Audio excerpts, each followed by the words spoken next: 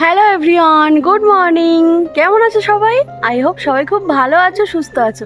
আমরাও বেশ ভালো আছি। মনটা একটু খারাপ, বাকিটা সবটা কিন্তু ঠিকই আছে। তো ইউটিউব কেয়ার ফ্যামিলি চ্যানেলে তোমাদের সকলকে জানাই অনেক অনেক ভালোবাসা আর ওয়েলকাম। তো চলো আজকের ব্লগটা কিন্তু এখন থেকে স্টার্ট করলাম। আজ হলো রবিবার আর ঘড়ির কাঁটা এখন বাজে ওই 9:30। তো এখন থেকে কিন্তু ব্লগটা স্টার্ট করে দিলাম। ঘুম থেকে উঠেছি অনেকক্ষণ আগেই, কিন্তু সকালে যেহেতু ছেলে মেয়ের ডান্স ক্লাস আছে 10টা থেকে, তো সেই জন্যে তোমাদের দাদাভাই ওদেরকে নিয়ে বেরিয়ে গেছে। তো ওদের একটু ম্যাগি বানিয়ে দিলাম, ওদেরকে রেডি করে দিলাম, ওদেরকে খাইয়ে দাইয়ে রেডি করে দিয়ে তারপরে তোমার দাদাভাইকে চা করে দিলাম। তো ওরা খাওয়া দাওয়া করে বেরিয়ে গেছে, তারপরে আমি ব্লগটা স্টার্ট করছি। তো চলো আজকে সারাটা দিন কি করব না করব সবটাই তোমরা দেখতে পাবে। আর সাথে থাকো, পাশে থাকো, ভিডিওটা অবশ্যই কন্টিনিউ করো। তো চলো আমি ঘরে যাই, কাজে হাত দিই, আর তোমরা ভিডিওটা কন্টিনিউ করো, ঠিক আছে? স্কিপ করো না কিন্তু প্লিজ।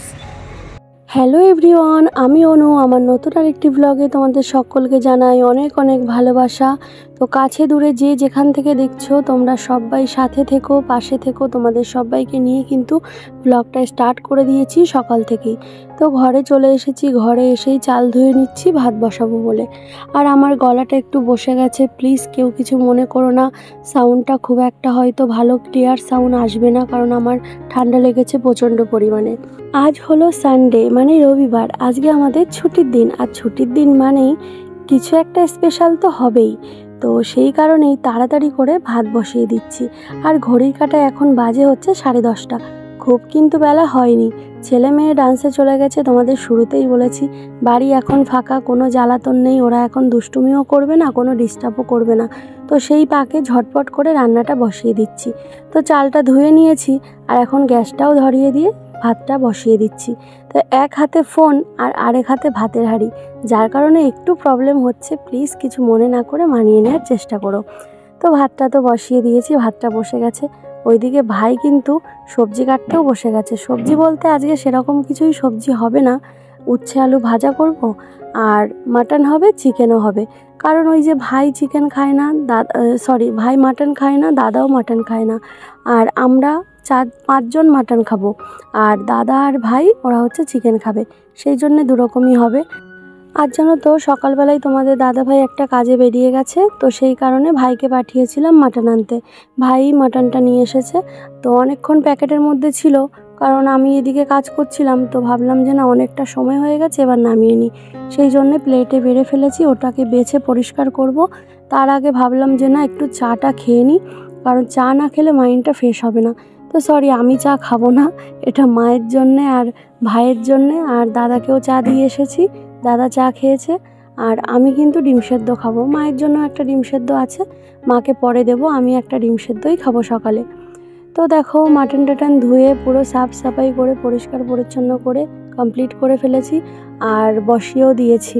হ্যাঁ, কারণ ওইদিকে হচ্ছে ভাই চিকেন বসিয়েছে, আর এদিকে আমি মাটন বসিয়েছি। মানে 2 ভাই বোনের আজকে কম্পিটিশান হচ্ছে রান্নার, কে কত তাড়াতাড়ি রান্না করতে পারে আর কার রান্নাটা কতটা টেস্টি হয়, এরকম একটা কিছু হচ্ছে আজকে। তো 2 ভাই বোন পাল্লা দিয়ে কিন্তু রান্না বসিয়ে দিয়েছি।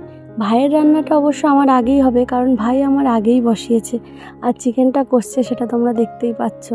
কিন্তু আমার রান্নাটা সবে মাত্র আমার পেঁয়াজ ভাজছি, তো এখনও অনেক দেরি। আর মাটন করতে তো একটু অনেকটা বেশি সময় লাগে, সেটা তো তোমরা জানো। তো যাই হোক, 2 ভাই বোন মিলেমিশে একসঙ্গে তাড়াতাড়ি করে কাজটা করে নিচ্ছি, কারণ ভাবছি যে বিকালবেলা একটু বেরোবো। কোথায় বেরোবো সবটাই তোমাদেরকে জানাবো। তো আজকে ওয়েদারটা বেশ ভালো, বাইরে খুব সুন্দর রোদ উঠেছে। সকালে তোমাদেরকে দেখিয়েছি, সকালের আকাশটা কি সুন্দর নীল আকাশ, নীল রঙের, মানে পুরো আকাশটা দারুণ লাগছিল। তোমরাও দেখেছো। আমি ভাবলাম যে আমি এত সুন্দর মানে অনুভব করছি, দেখছি, কিন্তু তোমাদেরকে দেখাবো না, এমনটা তো হতে পারে না। সেই জন্য তোমাদেরকেও কিন্তু দেখিয়েছি আমি। তো আমি প্রথমে ওটাকে ম্যাগনেট করে কিছু সময় রেখে দিয়েছিলাম মাটনটাকে। তারপরেই কিন্তু মাটনটা বানাচ্ছি। তো চলো আমি মাটনটা বানাই আর তোমরা সাথে থাকো, পাশে থাকো, ভিডিওটা কন্টিনিউ করো। তো আদি আরোহী ডান্স থেকে চলে এসছে আর তোমাদের দাদাভাই এসেছে বলেই কিন্তু আমাদের ক্যামেরাম্যানটা ক্যামেরা করতে পারছে, তা না হলে এতক্ষণ ধরে কিন্তু খুব সমস্যা হচ্ছিল রান্না করতে করতে, এক হাতে ফোন ধরে রান্না করা ভীষণ প্রবলেম হচ্ছিল। তো তোমাদের দাদাভাই চলে এসছে যখন আর কোনো সমস্যা নেই, ও তো আছে পাশে। তো রান্নাটা আমার ওইদিকে হচ্ছে আর এইদিকে বাইরে চলে এসছে। আজকে বাইরে দেখো কি সুন্দর হাওয়া হচ্ছে, যেমন সুন্দর রোদ উঠেছে তেমন সুন্দর হাওয়া হচ্ছে। আর আজ মা জানো তো ভীষণ বড় একটা অন্যায় কাজ করে ফেলেছে। অন্যায় কাজটা এটা, মা আজকে জামা কাপড় কেচেছে। কারণ মাকে দিয়ে জামা কাপড় টাপড় কখনোই কাচানো হয় না। আজকে মা ভাবছে যে এদিকে বৌমা তো রান্না করছে, অনেকটা লেট হবে, তো সেই কারণে জামা কাপড়গুলো কেচে দিই। আমি সকালে ভিজিয়ে রেখে দিয়েছিলাম আর মা কখন বাথরুমে ঢুকে জামা কাপড় কাচতে বসেছে আমি দেখিও নি। পরে আদি আমাকে বলছে যে মাম্মাম তুমি দেখো নি ঠাম্মি জামা কাপড় কাচছে। তারপরে মাকে তো বারণ করলাম কিন্তু মা শুনলো না। মা বলল সেই যখন বসেছি কেচে নি, তারপরে তোমরা মেলে দিও। তো সেই কারণে মা জামা কাপড়গুলো কেচেছে বলে অনেকটা কাজ এগিয়ে গেছে। তবে কাজ এগোনোর থেকে মা এত কষ্ট করে জামা কাপড় কেচেছে সেটাই আমার কাছে অনেক। ঠিক আছে, মাকে অ্যাকচুয়ালি এগুলো করতে দিই না, মায়ের কষ্ট হয়। কারণ মাকে তো তোমরা দেখেছো অনেকটা ওয়েট, মার শরীরটাও সুস্থ শরীর না, সেই কারণেই মাকে এগুলো করতে দিই না।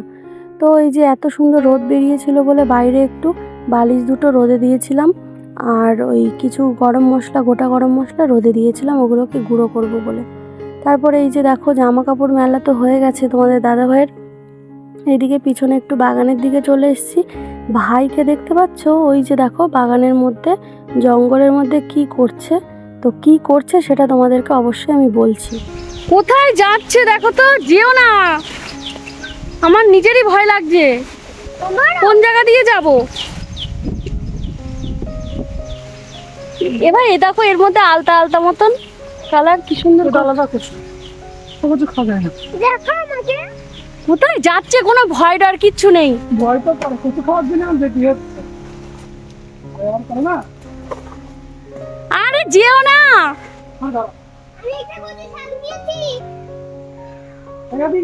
এ ভাই এই কচুর শাকগুলো খাওয়া যাবে বলো? ভাই বাগানে এসেছিল কচুর পাতা তুলতে, কারণ কচুর শাক খেতে আমরা সবাই খুব ভালোবাসি। কচুর পাতা তুলতে এসে দেখে ফেললাম কচুর লতি। তো ভাইকে বলার সাথে সাথেই ভাই শুরু করে দিল কচুর লতি তুলতে। কারণ কচুর শাকের নেশা আর কচুর লতির নেশা এগুলো ভীষণ বড় একটা নেশা। তো কচুর শাক তুলতে তুলতে কচুর লতিও তুলে নিয়ে আসলাম। তারপরে ঘরে এসে স্নান টান করে ফ্রেশ হয়ে একেবারে চলে এসেছি। আর এই যে জামা কাপড়গুলো এগুলো ভাইয়ের সব সকালে ধুয়ে মেলে দিয়েছিল, তো শুকনো হয়ে গেছে, সেগুলো তুলে ফেলছিলাম। কারণ আমি যেগুলো মেলে দেবো সেগুলো মেলার জন্য জায়গা নেই, সমস্তটা কিন্তু জামা কাপড়ে ভরে গেছে। আর যেগুলো শুকনো হয়ে গেছে সেগুলো তুলে দিলে তবেই জায়গা ফাঁকা হবে। তো সেই জন্য জামা কাপড়গুলো আমি তুলে নিচ্ছিলাম আর আমি স্নান করে যেই জামা কাপড়গুলো ছিল সেগুলোকে মেলে দিচ্ছিলাম। তো এখনও অনেক কাজ পড়ে আছে, এখনও ঠাকুরের পুজো দেব। আর অনেক দিন ঠাকুর পুজো আমি দিই না, আদি দেয়, মা দেয়, আরোহী দেয়। তো ঠাকুরের জায়গাটাও ভালো করে পরিষ্কার পরিচ্ছন্ন করব, করে পুজো টুজো দেবো, তারপরে গিয়ে সবাইকে খেতে দেবো। তো চলো তাহলে তোমরা ভিডিওটা কন্টিনিউ করো, স্কিপ করো না। আর কি জানো তো, তোমরা যদি স্কিপ করে ভিডিওটা দেখো না সেক্ষেত্রে ভিডিওতে ওয়াচ টাইমটা পুরো আসে না। তো সেই জন্য ভিডিওটা একটু স্কিপ না করে দেখার চেষ্টা করো।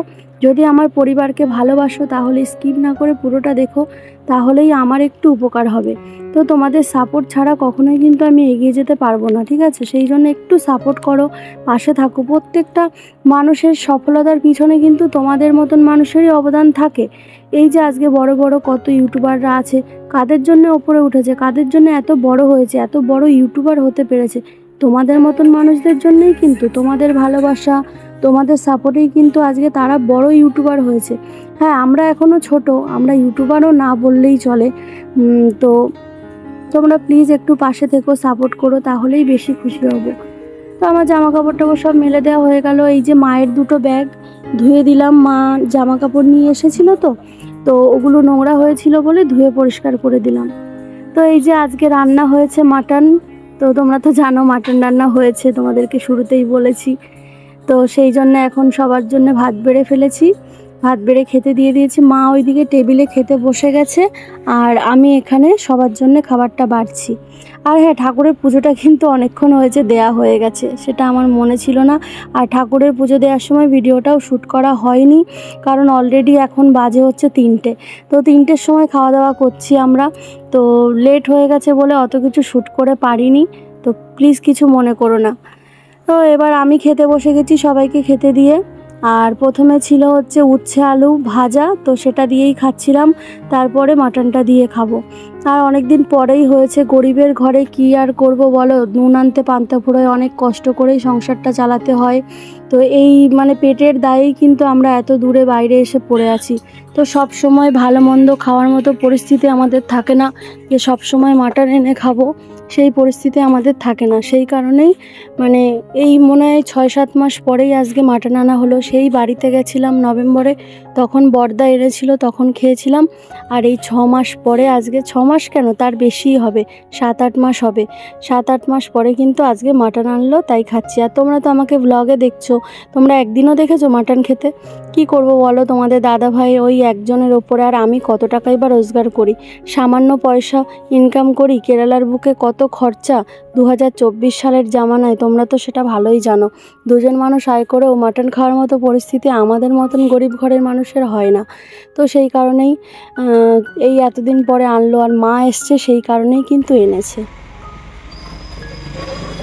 কাকা চুলে ভিডিও করছে, তো তোমার দাড়ি গো পেকে গেছে, তো কি হয়েছে? কতটা বয়স হয়েছে শালা? কতটা বয়স হয়েছে? কতটা বুড়ো হয়ে গেছে? কত বয়স হয়েছে? এখনো কচি খোকা আছো। ধরো ধরো, ওই মাথার চুল আসবো, ধরো। সকাল থেকে এত সুন্দর রোদ ছিল, এত ভালো একটা ওয়েদার ছিল, ভাবলাম যে আজকে ঘুরতে বেরোবো, আজকে একটু কালীঘাট যাব, কিন্তু খেয়ে দিয়ে মানে খাওয়া দাওয়া করে তখন উঠতেও পারিনি। তার মধ্যে দেখছি যে পুরো অন্ধকার হয়ে এসছে। আর তোমরা তো দেখছিলে দুপুরের দিকে কি সুন্দর হাওয়া হচ্ছিল, তো এখনও হাওয়া হচ্ছে কিন্তু অন্ধকার হয়ে আছে। তো কি করে যাব সেটাই ভাবছি। তো পাপান তো বায়না করছে, জেদ করছে যে চলো চলো, কিন্তু কিভাবে যাব সেটাই ভাবছি।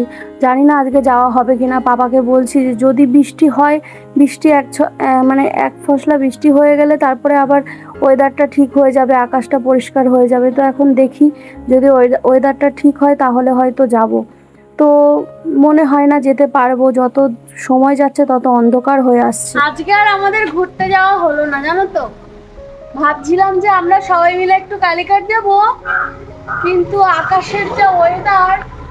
আজকে শ্যাম্পু করেছিলাম তো চুলটা ভিজে ছিল, তো সেই জন্যই আর কি এতক্ষণ চুলটা আঁচড়াইনি। আর আমার যখন চুল ভেজা থাকে তখন আমি চুল আঁচড়াই না, যখন চুলটা শুকনো হয়ে যায় তখনই চুলটা আঁচড়াই। তো ভেজা চুলে মাথা আঁচড়ালে দেখবে অনেকটা চুল উঠে যায়, সেই জন্য কিন্তু আমি ভেজা অবস্থায় কখনোই মাথা আঁচড়াই না। তো তারপরে এই যে দেখো, চুল টুল বেঁধে একটু বাইরেটা একটুখানি সবাই মিলে গল্প করছিলাম।